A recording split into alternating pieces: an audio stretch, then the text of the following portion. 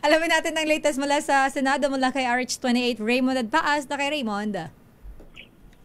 Elaine, Mayor, panahon na upang ipagbawal ang mga politiko sa bigayan ng ayuda, lalo na ang distribution ng cash assistance. Ito ang kabilang sa panukala ni Senate President Pro Tempore Panfilo-Ping Lacson sa period of amendments sa 2026 national budget sa 6.793 trillion pesos. Paraan ito pang maiwasan ang pamumulitika sa tuwing bigayan ng ayuda.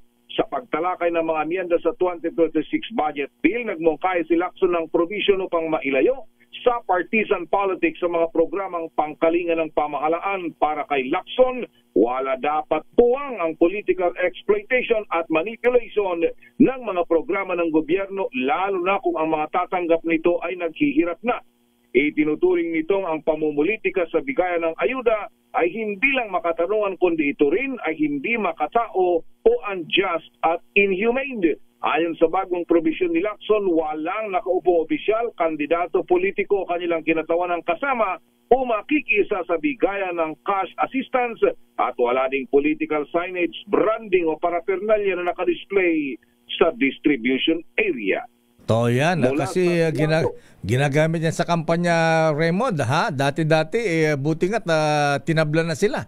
Dati-dati, yung mga ayuda-ayudang ganyan, may pinapipirma at kung in-kind naman, papalitan ng pangalan yung supot.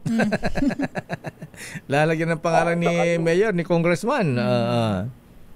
Kahit yung mismong box ng DSWD na ang laki-laki, pinapatungan ng sticker. Ganun. Ipinapatong doon yung pangalan ng politiko. At saka siguro, Raymond, ayan, sino bang Chief of Staff ni Senator Ping? Baka pwede rin bumalangkas ng bill. Bawal ang pork barrel. Ayan, oo. Nako, baka hindi po masayang. Hindi, alam mo, Raymond, ha? Ayan, ngayon ang panahon para isulong ni Senator Ping Lacson yan. Dahil sensitive ang ating mga kababayan, nakabantay ang taong bayan. Yes. At pagka pinagbotohan yan, at lahat na magno-no. Yes, lahat ng ayaw sumang-ayon sa walang pork barrel. Ayan, markahan natin yan. Ayan, mga congressman, mga senador. Sa susunod na eleksyon. Ayan, ito ang time para isulong ni Senator Ping Lacson yan, Raymond. Sabi mo sa kanyang Chief of Staff. Ayan, babantayan natin yan, susuportahan natin yan. Kahit araw-araw natin i-discuss yan. Ang problema, Mayor, nagbago-bago na kung ano na yung pork barrel. Alam ni Senator Ping yan, kasi di ba sabi nga, pati political dynasty, bawal naman yan. Ayan, sa tagal ng senador din ni Senator Ping, hindi mo mapapaikutan yan. Ayan, oo. Kaya, ito ang time na dapat isulong yan, Raymond. Dito natin makita kung sino ang mga kontraktor, yung mga tumatakbong senador o kaya congressman lang dahil sa pork barrel. Ayan, at saka isabay na nga yung pork, yung political dynasty. Yes, ayan, oo. Kumbaga, magpinsan yan hindi lang magpinsan, magkapatid yan. Kambal yan.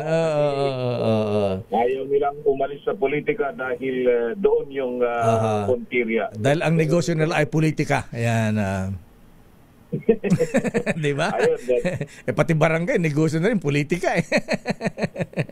Ayun na nga, Medyo.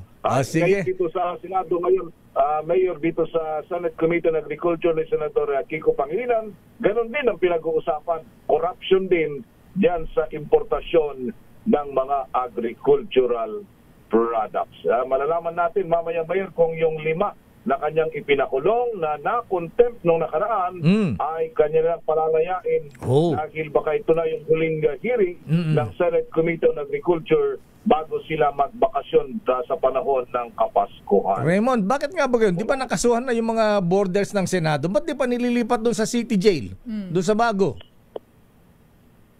Wala pa silang commitment order, Mayor. Ang tagal. Yung mga naunang para mataga Mindoro.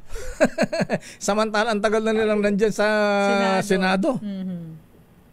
Yun lang naman ang hinihintay nila, Mayor. Kumbaga, once daw na nag-take over yung Sandigan, Halimbawa, meron na silang commitment order, wala na silang magawa kundi pakawalan ng mga ito. Pero hanggang ngayon, wala pa silang commitment order. Ang problema, kaya hindi rin sila ma-release dahil baka pag ni-release nila, diretso doon sa abroad. Ay, sigurado yan.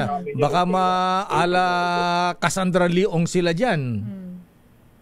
Yun na nga, kaya ayaw, kumbaga, dinay-delay din.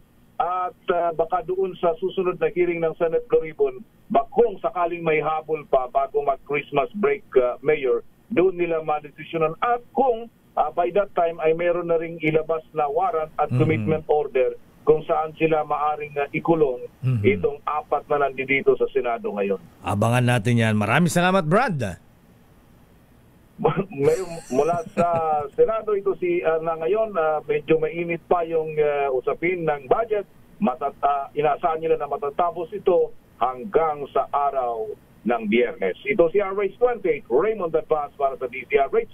Una sa Pilipinas, una sa Pilipino. Maraming salamat, Brad.